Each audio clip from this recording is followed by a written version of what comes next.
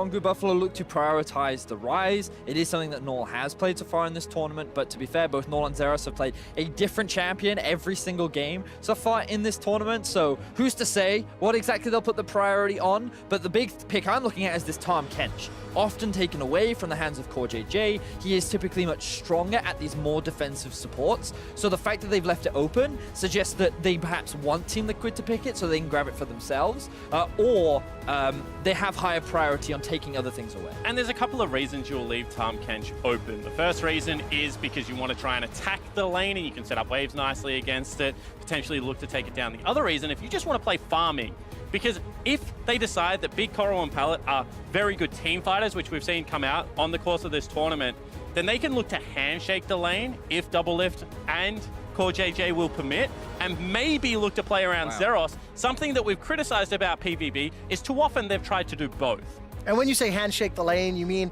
having a neutral lane, not really going to push one direction or the other, being able to sustain through it. It is the TK and Varus that is locked in. It is the Rise secured, so those priority picks are finding their way onto the ring. Can we just appreciate right now that Phong Buffalo on the red side have gotten themselves the Jarvan, the Rise, and they've now rounded their pick out with Pallet's #1 support in Galio. The fact that Team Liquid have put so much priority on guaranteeing a strong 2v2 down towards the bot side of the map means that a lot of these flex pick and a lot of the meta's like strongest picks have got into the hands of the Buffaloes. In saying that, we saw game playing flash by Null there. That is one of Impact's better champions. Smithy has shown the willingness to place things like Lee Sin as well as Olaf, although priority onto the jungle pick here does surprise me. You've just not taken a solo laner in what is a solo lane tournament. But this to me feels like that Team Liquid are going back to their roots. It's like Sejuani is one of Xmithie's most well-known junglers. They've guaranteed themselves a bot lane that is extremely strong, fairly safe, and has a lot of versatility. And I think that CoreJJ is one of the best Tahm Kenches at the tournament.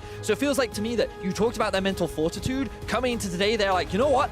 Forget trying to play everyone else's style. Forget trying to do something that we can't do. Let's just stick to what we're good at. And so far, they've got a draft that enables that. And Vedius, just to put some numbers to it, Sejuani for Xmithie, 4 games played this year, 3 of them wins, 75% win ratio. Tahm Kench, CoreJJ, 10 games played, 7 of them wins, 70% win ratio. We're into phase 2. Impact will lose one of his high impact top laners in Gangplank. Really? Kalista is banned. You're not meant to pick those ones up, young day. And Spawn, what direction we're going to look to for the rest of these bans? Obviously, solo laners being the big ones that TL are going to lose access to. And I wouldn't be surprised to see if they get rid of another champion like an Aatrox that Impact has played. I feel like they want to force him onto the cannon. I feel like this is a Zeros Rise pick into the top lane. You know, look for that counter, look to play through top lane pick. In saying that, I do like what you're mentioning about the Sejuani, because one criticism we've often had about junglers is that they struggle to get in on Galio, at least early, because of the CC setup that it has. With Tahm Kench, they can kind of walk him down a little bit more, a lot of slows. So I think that there are areas to attack in this bottom lane. That would be the bravest blind pick, I think, of MSI. Just a very nice cheeky hover there from Double F. My expectations right now are that they just grab themselves the cat. He locks it in before I get to sound clever.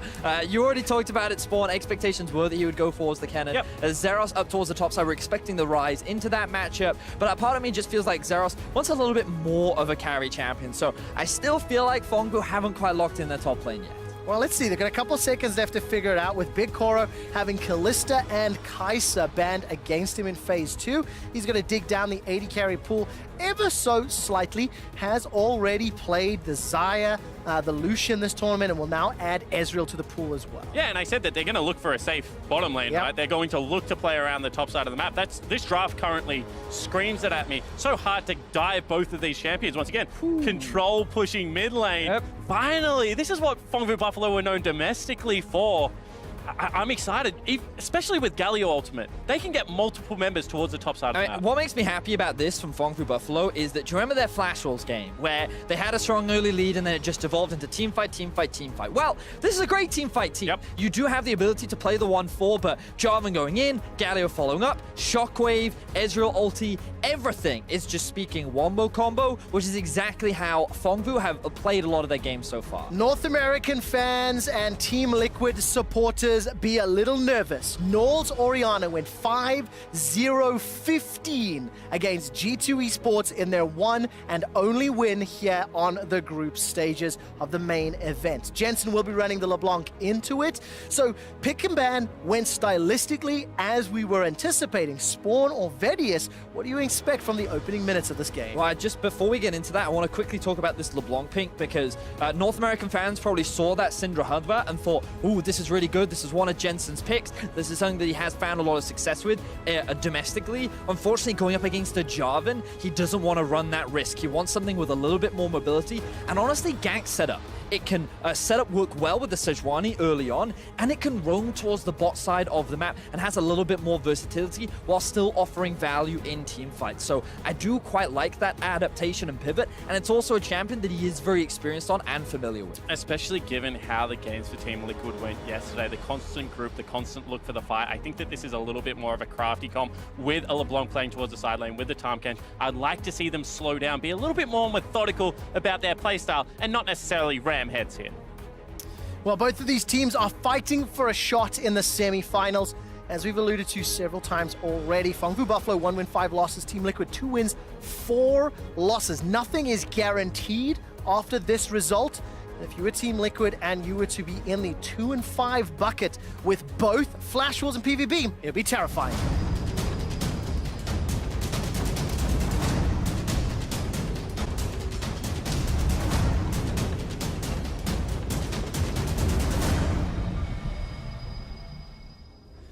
And welcome back, Phong Buffalo, champions of the VCS, taking on the North American LCS champions, Team Liquid. And as you mentioned already, Vedius, you're looking at some, a good lane to gank around. Xmithie's going to have options with both Kennen and LeBlanc as and when he decides to engage. You can see Xmithie already being kind of spotted up by Meliodas. So we're looking at the runes, we're looking at some of the summoner spells that have been taken. You'll notice that the cleanse is sitting on the Orianna. Just in the same way that we talked about Syndra is a low mobility champion, Orianna is the same way. If a Sejuani ult lands on top of her, then she's in a lot of danger. So by taking the cleanse, it provides an extra bit of safety and is a very intelligent summoner spell to pick up against this particular comp. Yeah, you can see Core JJ grabs himself a Guardian this time around, not going to go with an Aftershock Tahm Kench. But the impact going with Spellbook, once again, is one of those interesting rune choices. Because generally, you run a lane-dominant rune. Either something like a Klepto if you feel like you're going to win the lane heavily, or an Airy if you feel like you need to have the extra damage with things like Scorch in your build. Going with the Spellbook hints to me that Impact thinks this is the survive lane, and Comet being run on the Rise, I would expect this lane to be heavily in Zeros' favor. Well, I often feel that because of the short range of Kennen, it can be very difficult for him to trade with the Rise, because every time he approaches, you're just going to get Rune Prison combo down and then force back. So to me, this suggests that he might be looking for an Ignite swap, perhaps after his first teleport back into the lane, and then he can look for a potential kill with Xmithie. And you can already see early on, Rise is commonly taking that W, early damage, early setup, and Impact is just being completely zoned away from the lane. I also wonder if the Summoner Spellbook and Impact and Team Liquid style also benefits them when they are stronger in the later stages of the game. Playing a little bit more in control, a little bit more at arm's reach really of their opponents. And Impact right now being pushed in. As we take a look at the middle lane, Noel's going to send that command attack forward, trading onto Jensen. And I think Scuttle Crabs have been traded. Yes, top half has gone the way of Team Liquid, bottom half the way of Meliodas. And Meliodas now making his way to the blue buff. While all that's going on, Big Koro and Pallet, they are pushing in very heavily into this bottom lane. Double it, already chunked down to about 60% HP. Yeah, and this is a thing about Ezreal as well as Galio. AoE onto the wave, not to mention the fact that Ezreal just continues to build up attack speed. However, already top lane being set up for that gank, that early volatility. Oh, Dragon Strike off to the Demacian standard, and that was just Meliodas at his best. Vietnam erupts. And this is where he found success with when they played up against G2 yesterday. The high aggressive playstyle, the constantly looking for ganks, is where Phong Buffalo often find those early leads, and already they're looking to shut down Impact. And it was just very telegraphed. So I love the fact that Phong have picked the side of the map this time around, and they've said, you know what, this is where the action happens. The early, heavy trades come out, the immediate path towards topside. That Scuttle Crab gives such a false sense of security because you can skirt the vision and not be seen. just like that. So I really love the fact that Phong Vu have now just played completely towards their strength. Thank you so much to the observers for actually highlighting the point flawlessly there, Spawn, that you were making. And this is a replay of Meliodas just coming in. And honestly, when you've got a guaranteed target for the flag and drag, it's really easy to step back, get the kill, and just walk away bragging. Beautiful breakdown there, Quick Shot. I feel like you've done these replays before. Look, when you've seen a Meliodas gank once or twice, You've seen you know, it all. in 4 minutes, you've pretty much seen them all. But look at the positioning of Meliodas right now, taking away the Krugs, hanging around the top side as TL look for play in mid. All right, that's at least the cleanse used earlier, just like you talked about. Vedius are going to allow Null to escape with his life for now. While that's going on, Xmithy starts to recall down in the river, and there is a control wall that's been placed up in the top, so Impact will get a little bit extra heads up next time Meliodas attempts. Just want to give props to Nord here. Notice how the farm is even when there is still a massive wave working toward Nord's tower. So he's actually been playing this early laning phase extremely well. He's been trading very aggressively up against Jensen, and while many consider LeBlanc to be this early lane dominant champion, the thing about Orianna is once you get the Q and the W points, you actually have a lot of extra damage in your autos as well, so you can bully around this LeBlanc up until around level 6, and that's when you need to start being careful. In saying that, Vedi, they have set up the gank at level 6 because they've already burnt the cleanse. You know, one more chain landing there with a level 6 on the LeBlanc or on the Sejuani. That's a very easy gank. So Team Liquid's also done their homework. They've invested in the right area, but unlike the top lane gank, this one just pays off in a couple of levels. Yeah, exactly. It's more about getting that interest to come through and then claiming on the interest. But what I do like is both teams committing to their respective strategies and both teams thus far trading evenly. It's a 500 goal lead for Phong Vu Buffalo thanks to First Blood, but CS is about as even as it is going to be at this stage of the game.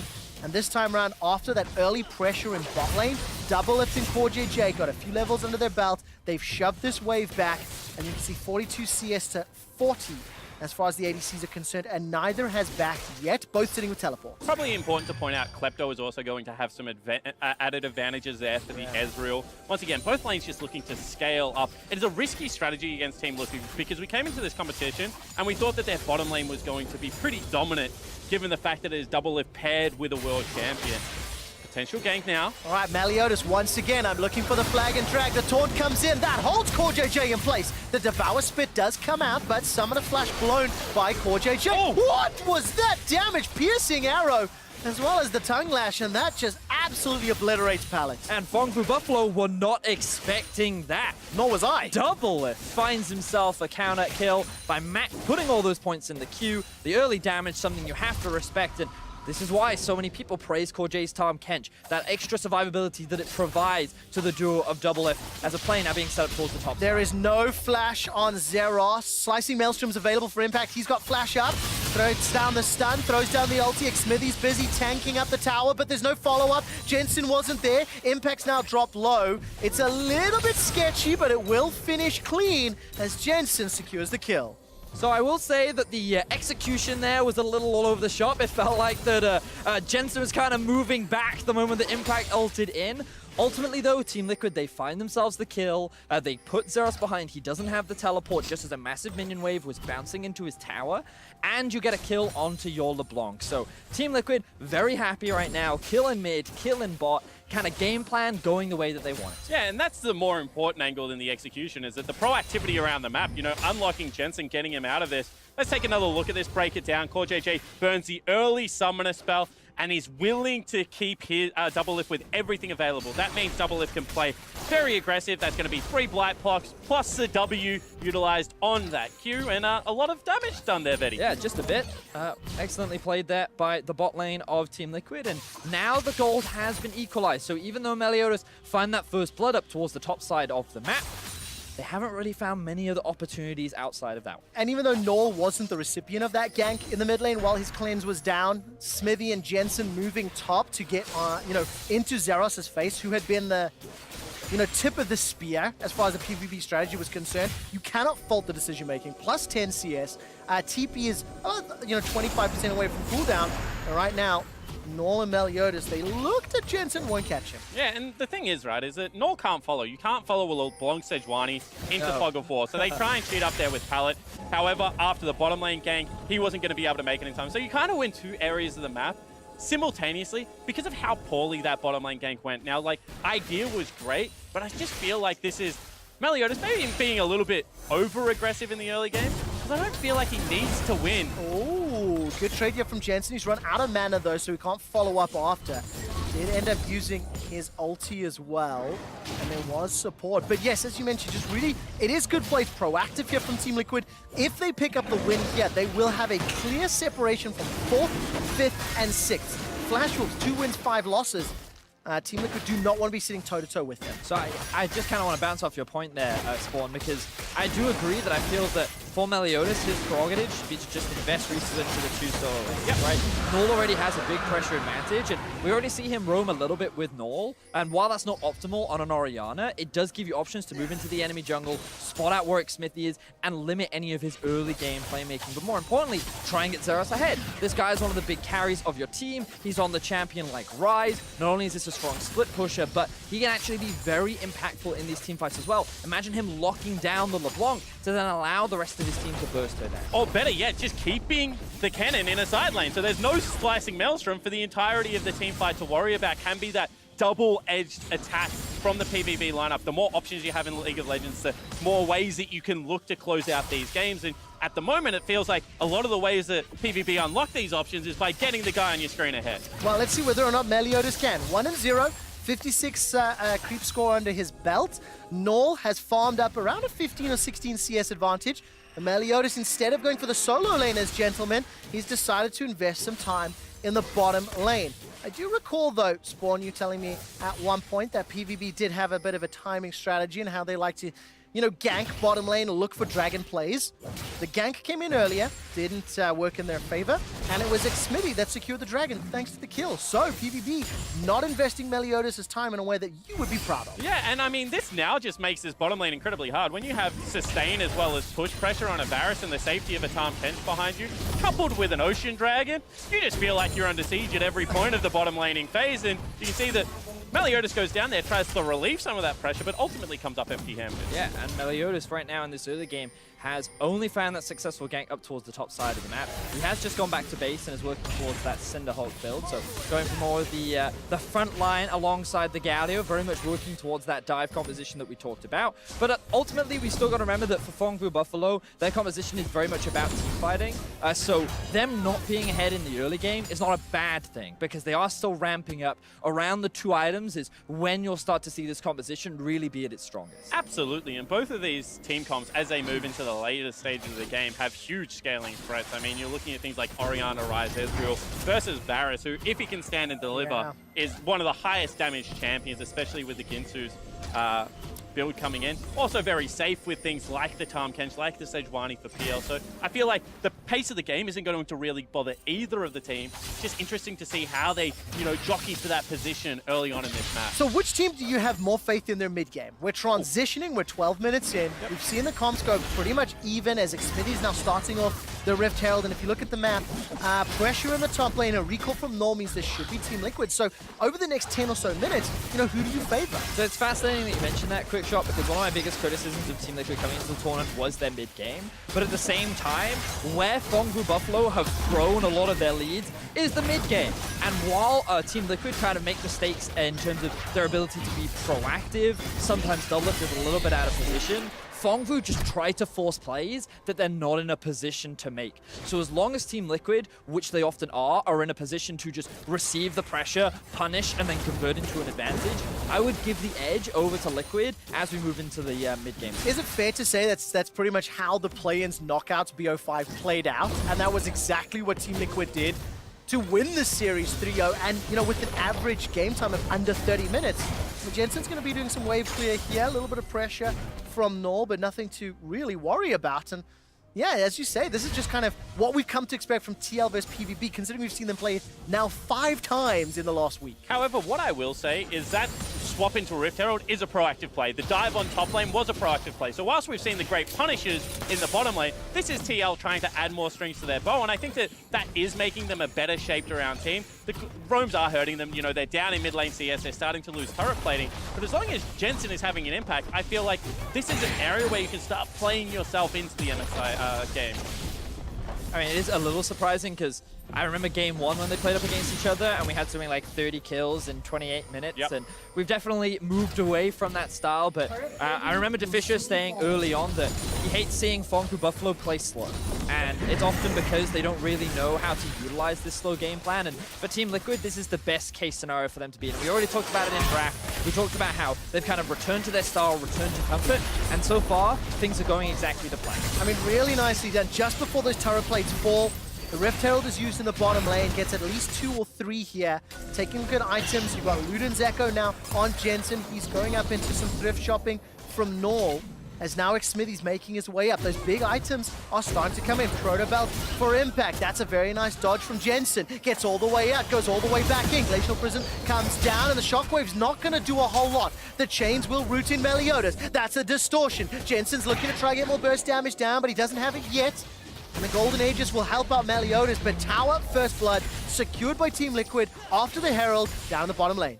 I love watching that exchange because no one did damage to anyone. Yep. Both mages were trying to hit the tanky junglers, and so no one ended up coming out on top. Everyone just ended up walking away, but that also meant that there was no pressure being applied towards the bot side of the map, which really allowed Doublelift and CoreJJ to secure that tower. So much gold has been invested into the carry of Team Liquid, where Doublelift is now 1,000 gold up on his lane counterpart. Yeah, now I want to see what they do with him, right? Do they park him mid lane into the 1-3-1, then where they're going to send Jensen into the longer lane? That's where Orianna starts to struggle. You know, do they look to play a little bit more with impact with that spellbook in the long lane and, you know, maybe send CoreJJ and Doublelift top and still allow the kill threat for Jensen and Smithy to exist? Because, you know, we keep talking about it, but when you're playing this proactively, when it looks like PVB are the ones playing on the back foot, TL just dictate everything at this stage. And that's going to be perfectly fine for Team Liquid and North America. They're very, very content after 15 minutes to be at this even footing, knowing that it has been TL after conceding the first kill that have made all the plays. 2 dragons to their name, both of them Ocean Drakes as well, going to be so valuable over the next, 10 or so minutes. Doublelift has got that Blade of the Ruined King, got himself those Berserker Greaves, and that can just park off in that middle lane to defend that tower and unlock Impact and Jensen in those side lanes if they so desire. And you just saw Big Koros expend his teleport to get top lane. Jensen looks aggressively onto him. This is a race against time. Who can come up with a kill earlier? Jarvan plus Orianna or the LeBlanc in the top lane? It's going to be very difficult for Big Koro to fend off Jensen, I feel. Lane assignments are a bit all over the place, but here we are, collapse on the Team Liquid. All right, Zeros is going to use that Realm Walk. True Shot Barrage comes down. CoreJJ's already flashed. He's still got Summon a heal. Pallet goes in with the ultimate. He's under the tower in a 4-on-2. CoreJJ escapes. Here comes Impact. Flashes forward. Instantly gets rooted and stunned down. That was a Maelstrom that did nothing at all. Jensen's waiting in the wings, though. He's distorted over. Flash forward. Beautiful stopwatch from Pallet. That will keep him alive. But now the tower is under pressure. And in what ends up being a lot of spells invested, nobody dies. The tower is at risk of crumbling, though, and this will be the second of the game. Now Null, he steps far too far forward, uses the cleanse and the flash. It is not enough. Piercing arrow from Doublelift picks up the kill. A little bit of a comedy of errors there. Team Liquid come out on top. And while it was Phong Fu Buffalo that tried to force the fight, it is Team Liquid that walk away as the victors. They secure themselves the mid-tier 1.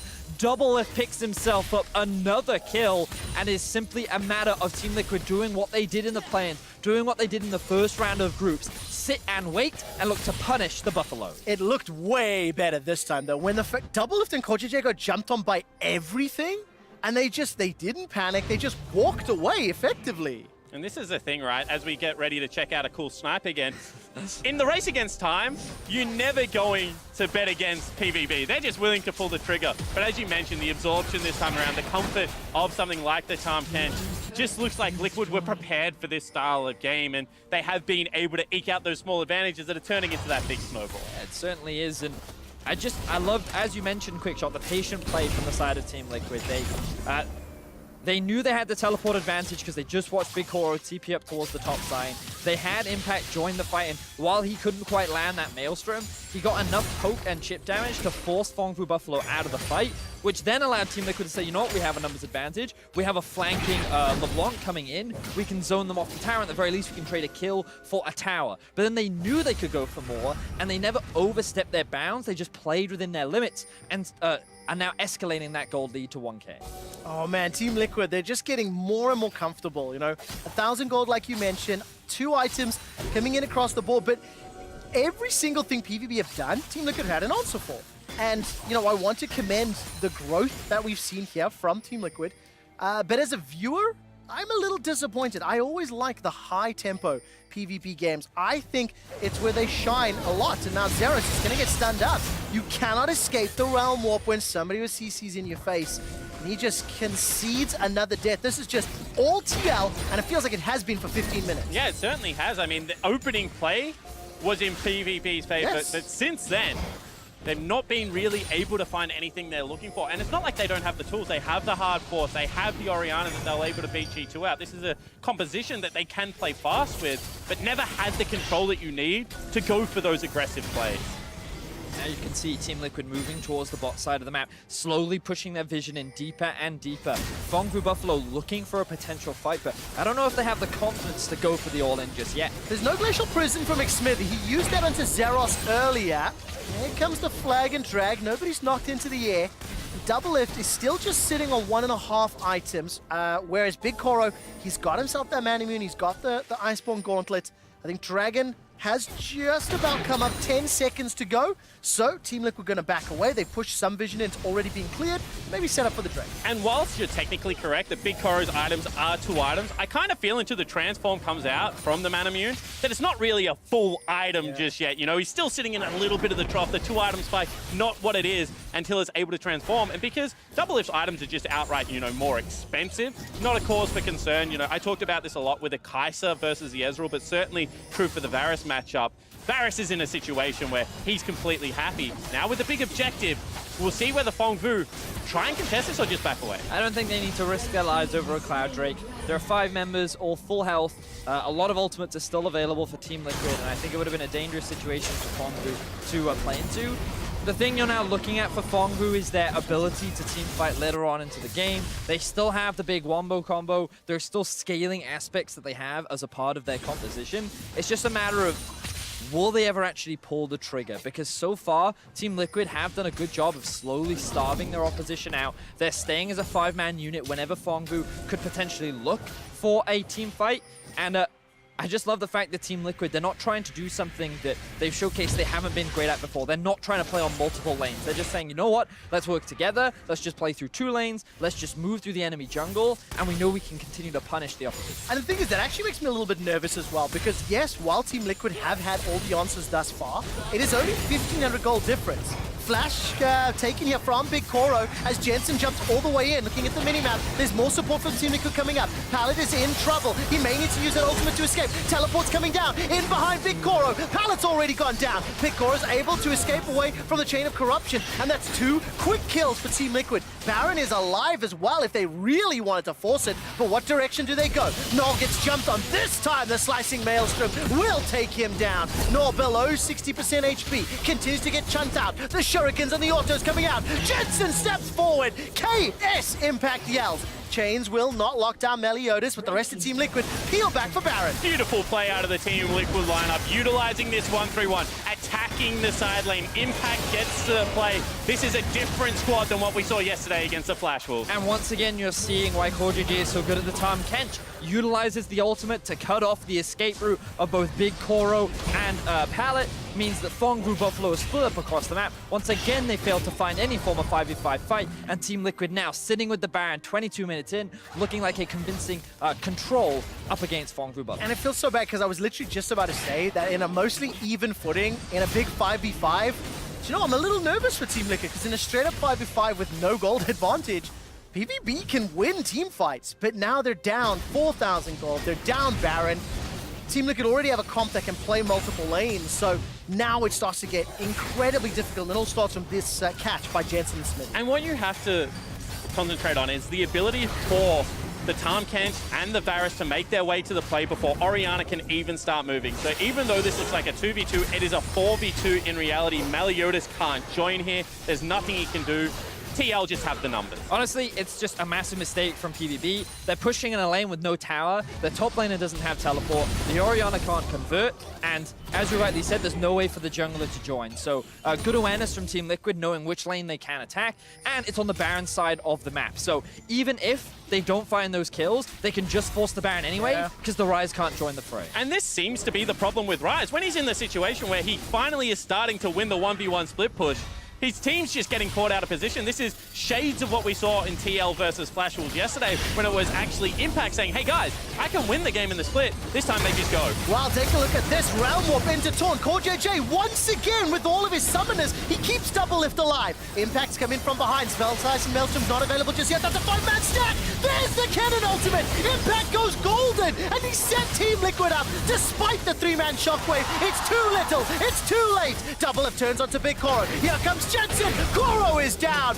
Null is running for his life, and Team Liquid, they get jumped on, but they finish the fight. Desperation takes over Phong Buffalo as they go for a last-ditch fight, but unfortunately they cannot pull it off. CoreJJ with the beautiful execution keeps his AD carry alive, and Team Liquid look for revenge as they shut down Phong Buffalo and look for a 5-0 record over the opposition. And you can see why the priority on the Tahm Kench ban has been there the entire time against Team Liquid. CoreJJ looks like a different player on the Toad in the bottom lane. Such an impressive performance. Every time there's a fight, he's just saving someone. Wow, that catfish spawn is definitely helping Team Liquid.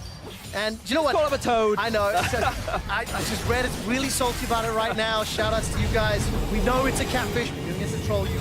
But, I mean, when you take a look at team fights like this and you can see how the Kench is unbenched, 2v3, 2v4, and just zero panic from CoreJJ. I mean, honestly, like, if you're ever going to pick a fight, that's the best time to do it. Jensen is top side of the map with no teleport, and there are only 2 members sitting in mid, so they think that they can go for it. So they go for the commitment. Unfortunately, they can't get it.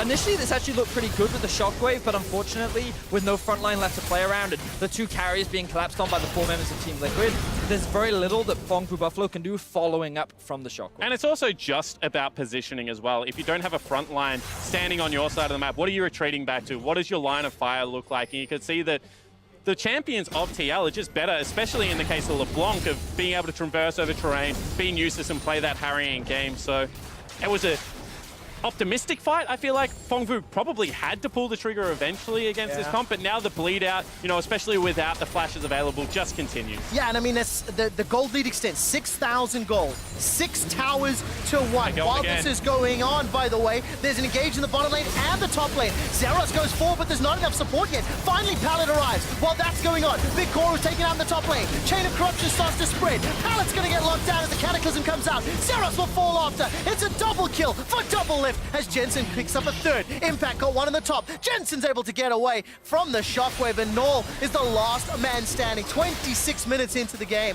and Team Liquid are looking at the Nexus. Yeah, they're going to push to win, and you can see how safe Double Lift is. Impact grabs himself a solo kill as well, and TL will pick up the win. Absolutely beautiful game from Team Liquid. Null will get locked down, run down, shut down. It's an ace for Team Liquid. They will pick up their 3rd win of the MSI group stage, and for now, Team Liquid takes sole control of 4th place. Beautiful stuff from the side of Team Liquid. Expectations were that they would be the heavy favorites. They've already beaten this team 4 times. They now round that up to 5.